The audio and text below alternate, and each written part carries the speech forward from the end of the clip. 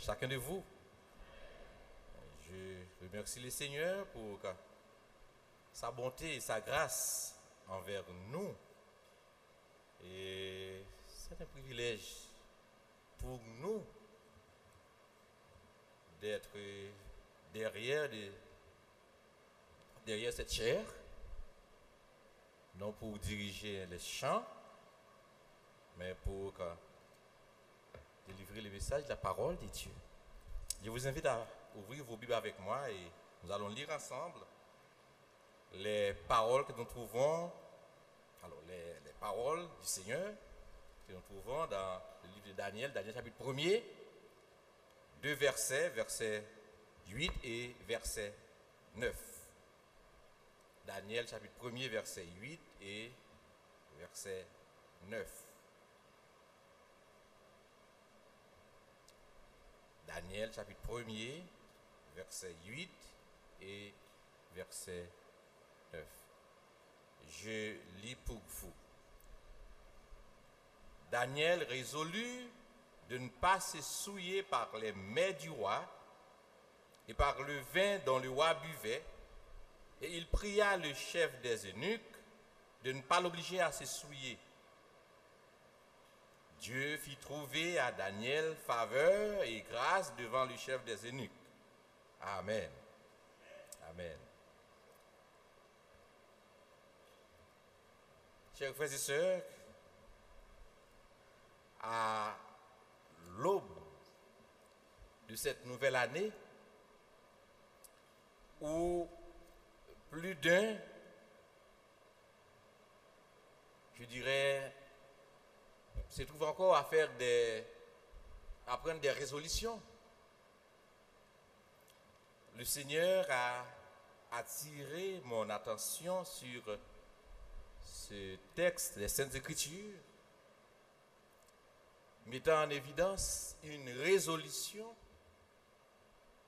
qui va marquer un tournant définitif dans la vie de quelques jeunes évoluant dans un contexte spécial. Et c'est là qu'est tiré le titre de notre intervention ce matin, le Dieu qui bénit les bonnes résolutions.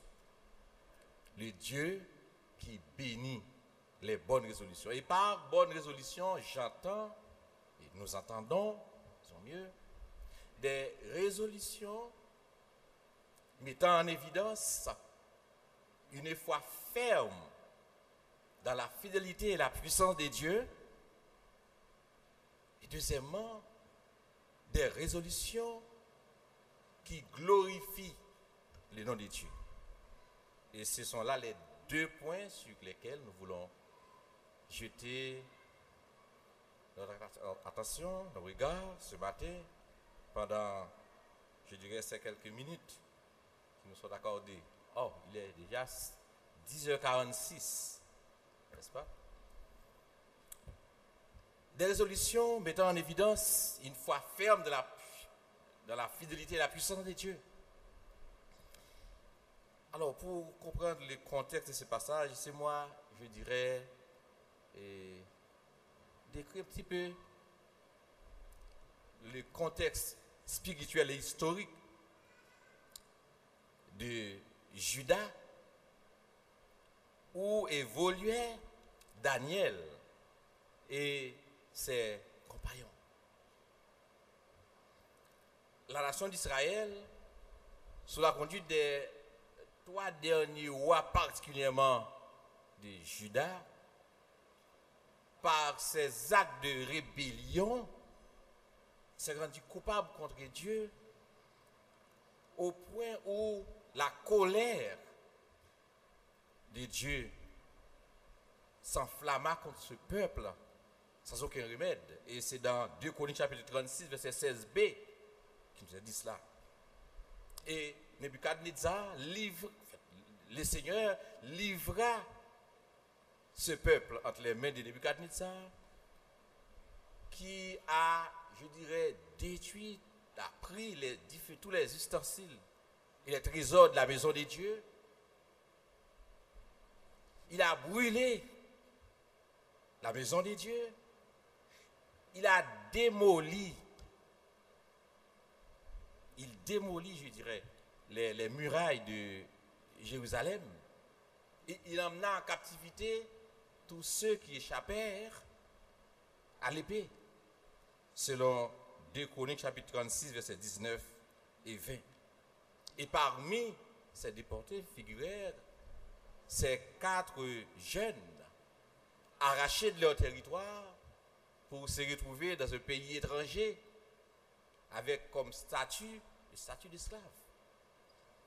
Et nous pouvons nous rendre compte, nous pouvons nous faire une idée de l'humiliation subie par ces jeunes-là tout au long de la traversée et l'idée qu'ils se sont faite de leur situation. Pourquoi le Seigneur nous a-t-il ainsi abandonnés comme jeunes? Parce que ces jeunes-là, ils avaient un âge compris entre 14 et 17 ans quand ils se trouvèrent en Babylone.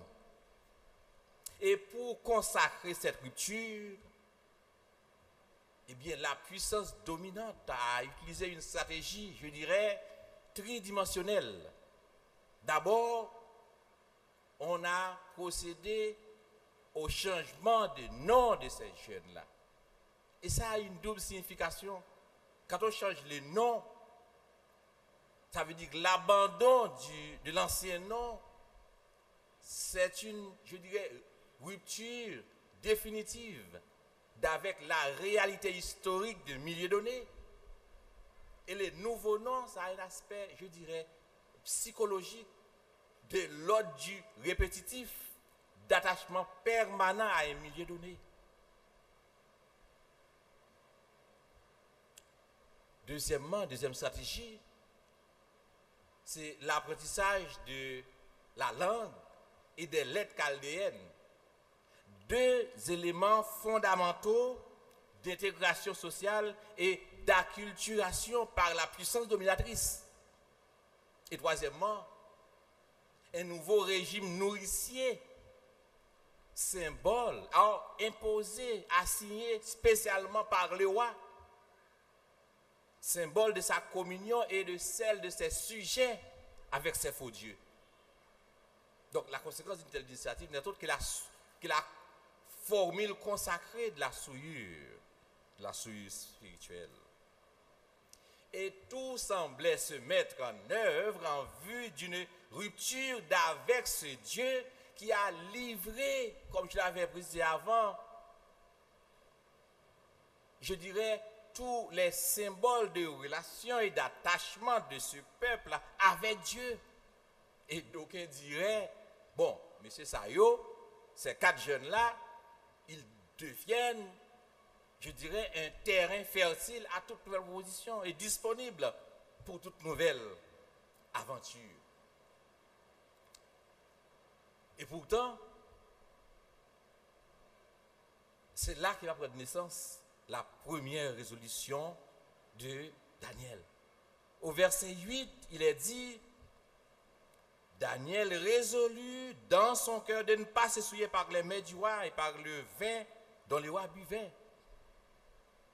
Et cette résolution, chers frères, c'est paradoxal par rapport à la situation de Daniel et ses compagnons. Et paradoxal aussi par rapport à la stratégie déployée par la puissance dominatrice. Mais vous savez, la leçon qu'il faut tirer de cela, c'est que quand il faut délivrer son enfant, quand il faut intervenir en faveur de son enfant en difficulté, Dieu sait utiliser sa puissance en utilisant des moyens qui laissent complètement en défaut l'ingéniosité des plus brillants hommes de notre temps. Et c'est ce qui s'est passé. Alors la question qu'il faut se poser, c'est comment Daniel arriva-t-il à résister à ces pressions-là dans un environnement si hostile à son pays? Il faut dire que Daniel a pris une résolution qui est une décision qui provient du tréfonds de son cœur. C'est l'expression de sa conviction et surtout la foi ferme qu'il gardait dans la fidélité de son Dieu et qui est la base de sa propre fidélité à Dieu. Ces valeurs spirituelles qu'il a su garder précieusement et qui ont guidé toute sa vie, lui ont été évidemment communiquées dans un milieu et par des acteurs spéciaux. C'est en effet le résultat d'une éducation transmise avec soin et qui va se transformer en un mode, en un trait du caractère. Et cette éducation spirituelle ne saurait être que l'œuvre d'une famille où ce processus d'apprentissage s'est totalement, je dirais, solidement installé jusqu'à se traduire en un mode de vie chez Daniel et ses composants. Donc, Daniel provenait d'une famille spéciale. Et c'est ce que nous dit, comme nous dit en verset 3. Ces jeunes proviennent d'une famille, d'une race royale et des familles nobles. Et la vérité fondamentale, quand on est issu d'une famille spéciale, on reçoit une éducation et des valeurs qui résistent aux épreuves et aux pressions, même les plus féroces. Savez-vous, chers frères et sœurs, que la famille chrétienne, c'est une famille spéciale? Oui. C'est une famille spéciale parce que les valeurs qui sont, je dirais, enseignées proviennent fondamentalement de la parole de Dieu. Et c'est le seul endroit où une éducation transmise avec soin et amour de manière constante est capable de résister, de faire face avec succès à toutes les velléités et tout le travail de destruction de l'identité d'une personne. Telle fut l'éducation reçue par ces jeunes dès leur plus tendre enfance et qui les prédisposa, je dirais, à risquer même leur propre vie pour rester fidèles à ces principes divins incrustés dans leur gène spirituel. Ainsi, par sa fidélité à Dieu et par sa confiance en Dieu, Daniel a su trouver, je dirais, tout ce qui est nécessaire, la résilience nécessaire pour faire face à sa vie d'exilé et la perspicacité pour déceler et déjouer de manière habile les ruses et les menées de l'ennemi. Telle est, chers frères et sœurs, une résolution mettant en évidence une foi ferme dans la fidélité et la puissance de Dieu. Mais également, non seulement des résolutions mettant en évidence une foi ferme dans la fidélité et la puissance de Dieu, mais également, et comme deuxième point, des résolutions qui glorifient les noms de Dieu. Il y a un proverbe, pas un proverbe, un verset dans Proverbe, le livre des Proverbes, très connu, Proverbe 22, verset 6. Instruit l'enfant selon la voie qu'il doit suivre et quand il deviendra vieux, il ne s'en détournera pas. Vous savez, chers frères et sœurs, Dieu, dans ce verset-là, Proverbe 22, verset 6, il y a un pacte qu'il fait avec les familles chrétiennes. Si vous regardez la première partie, les parents sont appelés à assumer leurs responsabilités. Instruit l'enfant selon la voie qu'il doit suivre. Et de la deuxième partie, il y a un engagement formel de Dieu. Il y a un engagement formel de Dieu. Donc, quand père et mère de famille remplissent leurs responsabilités, eh bien, il y a un engagement sans faille. Il y a un engagement, accompagnement sans faille de Dieu dans la mise en application des principes par l'enfant de ces versets. Et dans cette optique, l'action de Dieu ne se limite pas seulement dans la vie de l'enfant ayant reçu ses enseignements, mais l'action de Dieu, il va au-delà même. Dans l'entourage, si vous savez, acteur qui est autour de lui-même, l'action de Dieu, lui, a sur autour. Et c'est ça qui arrive dans la vie de Daniel. Bon Dieu baille Daniel la foi, il baille à Daniel l'intelligence, la sagesse, mais il prédisposa également le cœur du chef des eunuques à sa disposition. Et c'est ça nous voyons dans verset 9 là, bon Dieu disposait favorablement le cœur du chef des eunuques. Vous savez, chers frères et sœurs, par action, ça, par comportement, par attitude, eh bien, Daniel lui révélait Lion Philippe avant son temps. Parce que c'est vrai, il se trouve dans un pays étranger, il ne pouvait pas dire venez, voyez, comme on demande de le faire. Il ne pouvait pas emmener le chef des eunuques et l'intendant pour dire venez à Jérusalem pour voir, mais il l'a fait à un autre niveau. Il a manifesté un acte de foi. Vous savez ce qu'il a fait? Il dit à monsieur yo, ben nous 10 jours. Vous savez, la foi authentique, la foi réelle, il marchait avec précision. Il a engagé la fidélité de Dieu avec précision. Ben nous 10 jours. Deuxièmement, il a engagé la fidélité de Dieu même dans les aliments qu'il va manger. Ben nous légumes avec de l'eau. Troisième élément, après ces 10 jours, faites une comparaison de nos visages et ceux des jeunes qui ont mangé la nourriture du roi. Et finalement, parce que normalement, avec bon Dieu, ça mes relations, a une conséquence, a un impact quand même. Après 10 jours, gardez ça crivé et ou même ou agir selon ça. En d'autres termes, regardez l'action de Dieu dans nos vies et tirez vous-même la conclusion de la puissance de ce Dieu que nous servons. Parce que vous avez servi à son bon Dieu qui est tout puissant. J'ai fait ce problème avec vous. N'oubliez pas, n'oubliez pas. Nous capables de Philippe par rapport à ça qu'il nous a dit, c'est important et c'est ce que nous devons faire, ce qui a été fait ce matin.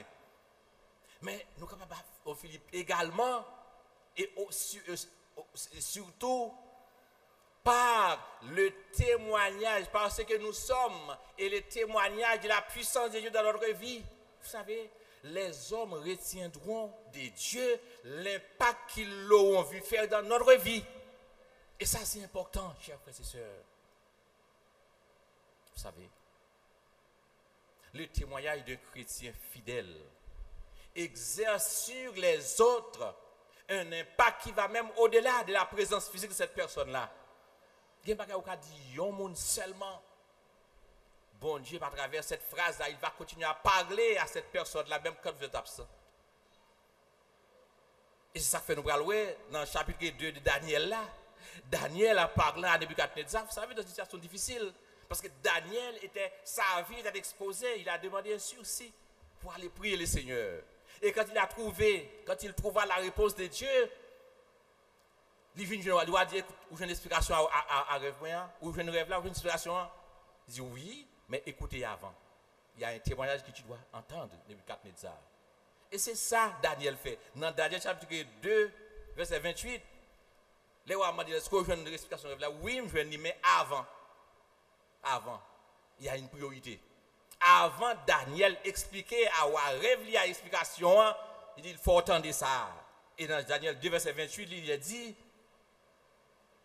Daniel dit au roi, il y a dans le ciel un Dieu qui révèle les secrets. Il y a dans le ciel un Dieu qui révèle les secrets et qui a fait connaître au roi ce qui arrivera dans la suite des temps. Le serviteur de Dieu accorde la priorité au témoignage de Dieu dans sa vie avant toute autre chose. Et c'est après le fin fait voir comme ça et puis il dit d'accord, vous finissez entendre ça maintenant, mes explications, mes sans de faire, mes explications. Et c'est parce que Daniel dit ça, au verset 47, dans le chapitre 2, depuis 4 Netzar, il dit, en vérité, votre Dieu, ça veut dire les dieux dont tu as parlé, eh bien, votre Dieu, c'est le Dieu des dieux et le Seigneur des rois. Vous savez, chers frères et sœurs, il y a des moments où nous devons prendre le risque d'être des Philippe devant des Nathanaël de tout calibre. Parce que nous avons trouvé Nathanaël de tout calibre. Et là, ça, c'est témoignage la vie ou qu'a fait de union Philippe. Parce que bon Dieu doit, ouais, bon Dieu, bah, monde qui me connaît bon Dieu, yo doit, ouais, bon Dieu a parlé à la vie ou. Et ça, c'est important. C'est important, frère, avec ces mieux. Vous savez, un jour ou l'autre, chacun de nous n'a trouvé nos situations pour que nous prenions une résolution qui va marquer un tournant déterminant et décisif pendant le reste de notre vie. Vous songez, je parle souvent de Job, n'est-ce pas? Job, un homme intègre. D'ailleurs, dans sa prière, Jack Tandal en a fait mention. Hein?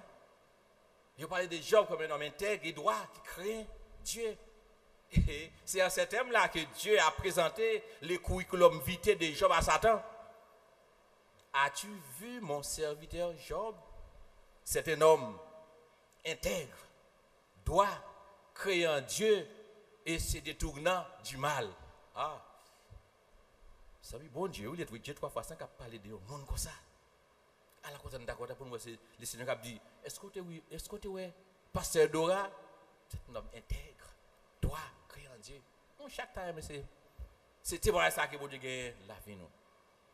Cependant, chers frères et sœurs, pour arriver à cette statue spirituelle, Job, très tôt dans sa vie, a dû prendre une décision. Et souvent, on ne met pas accent sur cette partie-là. On a vu l'impact, on a vu ce que Dieu a fait dans la vie de Job, mais on n'a pas vu d'abord la résolution que Job avait prise comme jeune garçon. Et c'est dans Proverbe, dans Job, chapitre 31, verset 1er. C'est un verset intéressant. Et je vais lire ça pour vous dans la version Semeur. La version Semeur.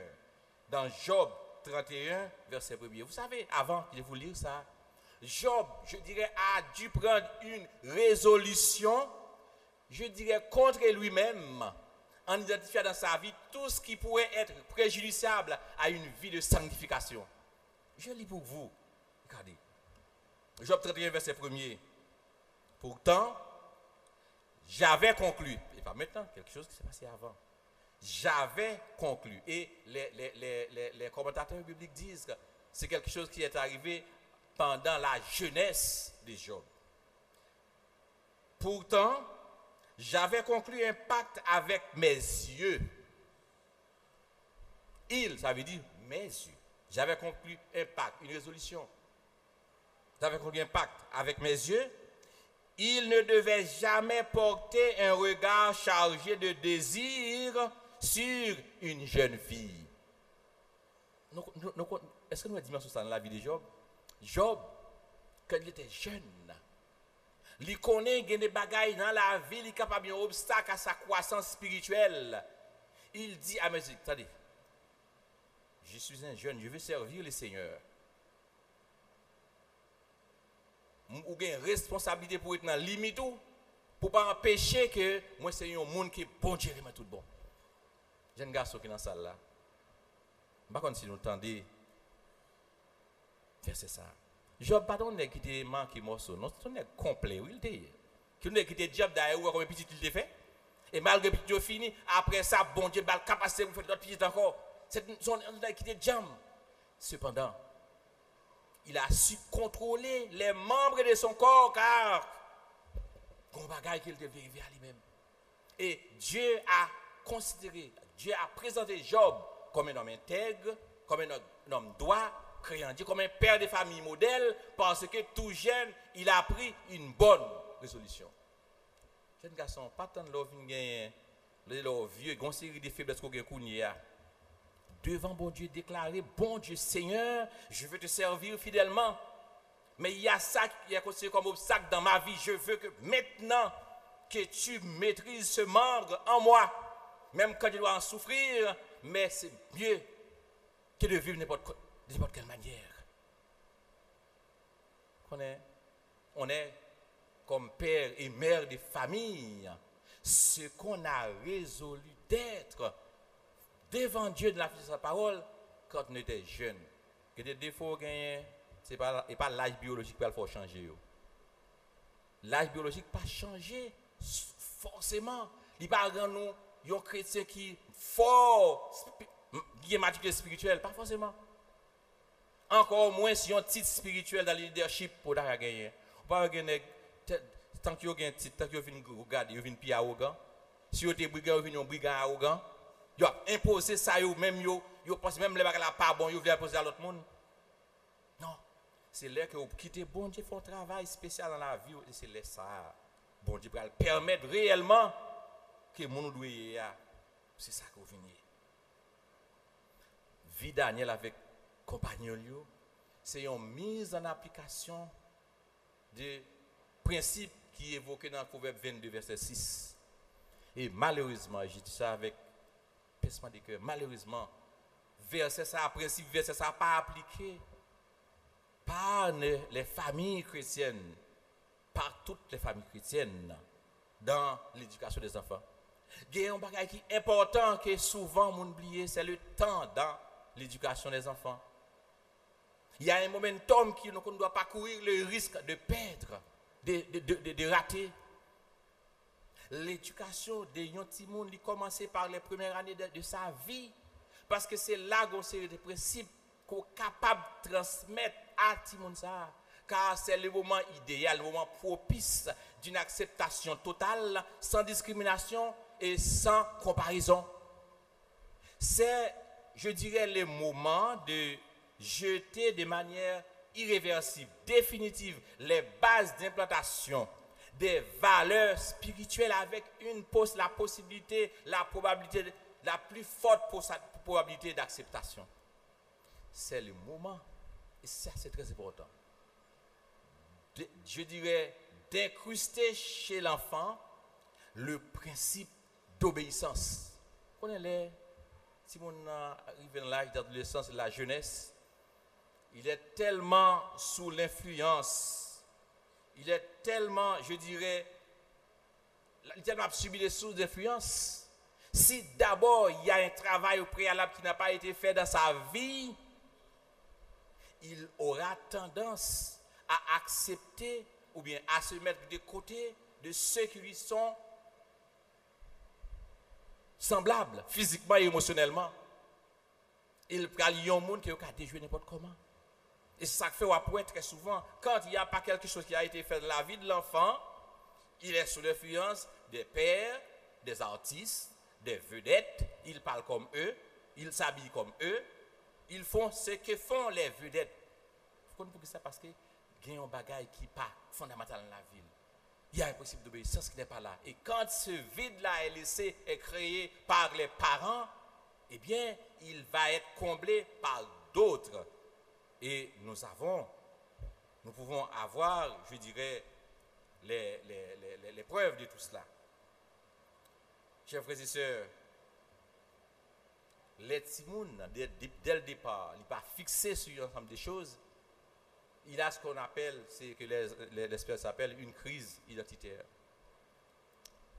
Il y a un groupe dans la Bible qui était toujours avec les peuples d'Israël. Ce sont les Rechabites.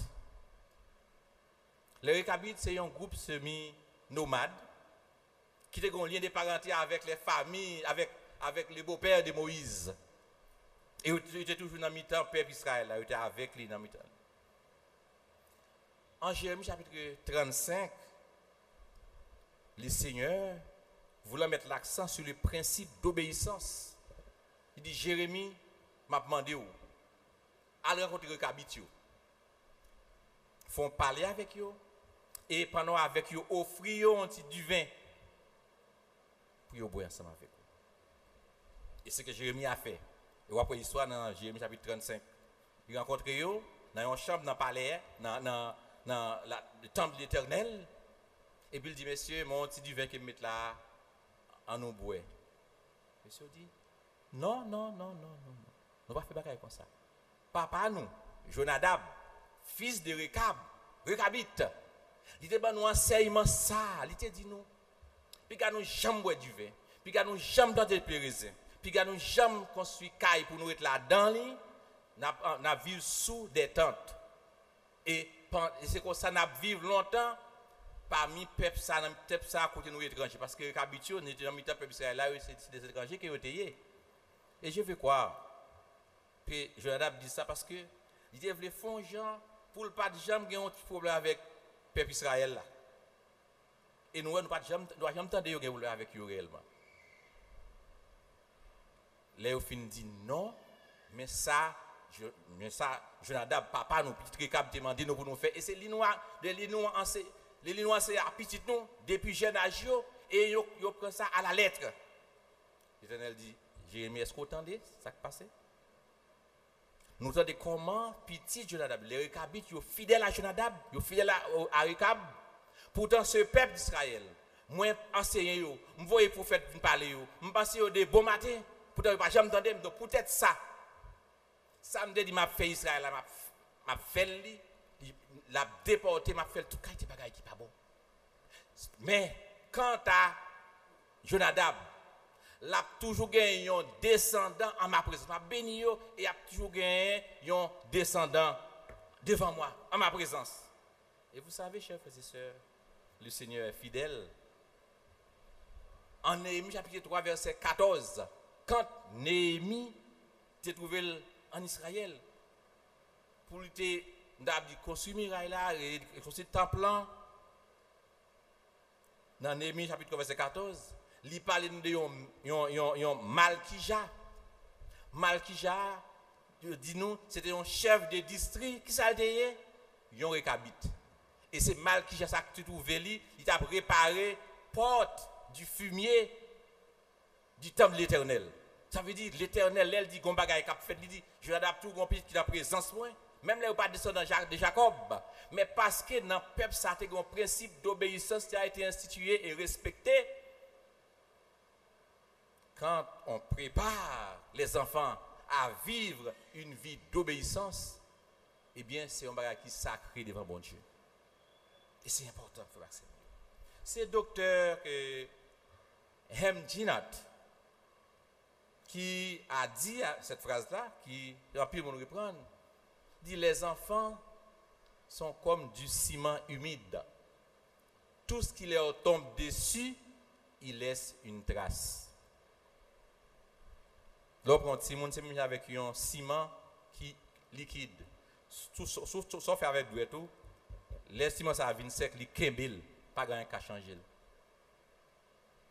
Et surtout, il y a un sociologue Dorothy Law qui enchaîné avec titre d'un poème qu'il écrit, qui est un poème bien connu, dit les enfants apprennent ce qu'ils vivent. Dans millions de simoniers, c'est ça le bail comme résultat. Pas gagné, on est capable de dire surprise la donne. Côté aussi, on a pas voulu ça l'apprendre, ça l'y apprendre, c'est ça l'y répète. Chers frères et sœurs, je crois, l'une des plus grandes résolutions que un parent capable de prendre, c'est l'engagement devant Dieu d'être un intercesseur permanent pour le bonheur spirituel d'abord de ses enfants. Et cette prière est voulue, appréciée et aimée de Dieu. Vous connaissez, David, dès que tu as ça très bonheur. L'elfine choisit Salomon comme roi. Avant même Salomon prend pouvoir, nous jouons David qui devant bon Dieu dans l'intercession pour son fils Salomon. Comme intercesseur. Et c'est dans 1 Corinthiens chapitre 29, verset 19, David dit ça, Seigneur, donne à mon fils Salomon un cœur dévoué à l'observation de tes commandements, de tes préceptes, de tes lois, afin qu'il mette en pratique toutes ces choses. Vous savez, chers frères et sœurs, le ministère d'intercession des parents n'a jamais de date d'expiration. Et quel que soit le bagage que un petit monde qui a fait, aussi grave que le cahier, ça n'a pas d'impact sur l'efficacité de l'intercession, du ministère d'intercession des parents pour les enfants. Probablement matin, pendant qu'il a parlé là, capable de gagner dans la salle là des parents qui gagnent un cœur qui a un pincement de cœur. Pendant qu'il a regardé impuissant des enfants qui ont été levés. Mais pour une raison ou pour une autre, maintenant, il n'est pas avec eux. C'est monde qui est dans l'église, qui a persévéré, qui a marché avec le Seigneur, mais qui tourne les dos à l'église, qui tourne les dos à la foi chrétienne. À ses frères et sœurs, je vous dis, il y a quelque chose que vous pouvez faire à l'aube de cette nouvelle année. Prenez devant Dieu la résolution d'être un intercesseur pour ce garçon-là, pour cette fille-là, qui probablement trouve dans une condition que vous pensez qui est incontournable. Ou qui ça bon Dieu capable de faire la vie de monde ça, car rien n'est possible à Dieu. Mais d'aller plus loin, ce n'est pas parents seulement, c'est l'église tout entière qui est interpellée dans cette résolution-là, parce que ce combat est trop important pour qu'il soit seulement mené par les parents qui sont concernés actuellement. D'ailleurs, c'est une hémorragie qui nous concerne tous. C'est une obligation pour l'Église, pour nous chrétiens, de ramener avec l'aide de Dieu au bercail ce que l'ennemi nous a ravi par négligence. Nous sommes tous concernés. Et même quand nous sommes ici, même étant à l'église, gagnez probablement des enfants sur qui l'adversaire a déjà une influence certaine. Il suffit d'avoir un œil spirituel ouvert par le Saint-Esprit de Dieu pour voir les dégâts qui ont été faits sur place. Ça fait l'important pour nous tous nous engager dans ce combat-là. Même pour nos enfants qui sont à l'intérieur de l'église. Car l'arbre le plus robuste ne se trouve pas au milieu de la forêt, protégé par d'autres arbres qui l'entourent. Non. L'arbre le plus robuste se trouve au milieu du jardin, où il n'y a pas de bas, au bas pour les protéger, et qui sont aux prises avec des vents violents et qui arrivent quand même à résister. Pied bois qui est plus robuste là, et pas ça que vous trouvez dans la forêt, non? Il y a l'autre pied bois, les vents viennent, ils frappent avant, il n'est pas joindre. Ou il est en forme, il n'est pas vrai, il n'est pas vrai. Mais parce qu'elle est en forme. Il y a l'autre arbre qui a protégé autour de lui-même. Mais c'est l'aile dans le jardin, c'est type plante qui gagne, pas un gros pied bois. Et les vents violents viennent, ils campent quand même. Alors là, on peut dire, cet arbre est robuste. Tu vois que c'est mieux. On est avec vous. Cap servir le Seigneur. Nous devons engager nous toutes, pour nous vigilants, pour nous des sentinelles, pour nous des combattants, pour nous des vigies, pour la défense de la foi chrétienne. Rappelez-nous, avec Dieu, il n'y a pas de cas perdu, heureusement. Non. Personne ne peut aller si loin de Dieu que Dieu ne puisse le ramener à lui. Personne ne peut descendre si bas que Dieu ne puisse le remonter avec lui à la surface. Personne ne peut se trouver dans une situation de saleté telle que Dieu ne puisse les nettoyer, les décroter pour les remettre en état. Il n'y a pas de cas perdu pour Dieu. Il n'y a que ceux qui ne prennent pas de bonnes résolutions. Et le moment pour les faire, c'est maintenant. Chers frères et sœurs, si tu crois, a dit Jésus à Marthe, qui avait un cas perdu humainement. Si tu crois, a dit Jésus à Marthe, qui avait un cadavre sur les bras. Si tu crois, a dit Jésus à Marthe, qui avait un cadavre qui avait déjà 4 jours et qui n'était pas réfrigéré. Ça veut dire, Marthe l'avait dit, il sent déjà, Seigneur. Et pourtant, la condition n'est pas liée à la situation. La condition est liée à celui qui fait des prodiges. C'est vrai, la situation était. Mais si tu crois, tu verras la gloire de Dieu et nous contacter passer à Marthe. Ne baissons pas les bras par un chrétien. Luttons, prions, souffrons, car nous devons tous nous investir pour faire éclater la gloire de Dieu à l'EBV, cette assemblée que nous appelons affectueusement une communauté d'amour pour la gloire de Dieu. Que le Seigneur nous aide à prendre les bonnes décisions pour sa seule gloire. Qu'il en soit ainsi pour chacun de nous.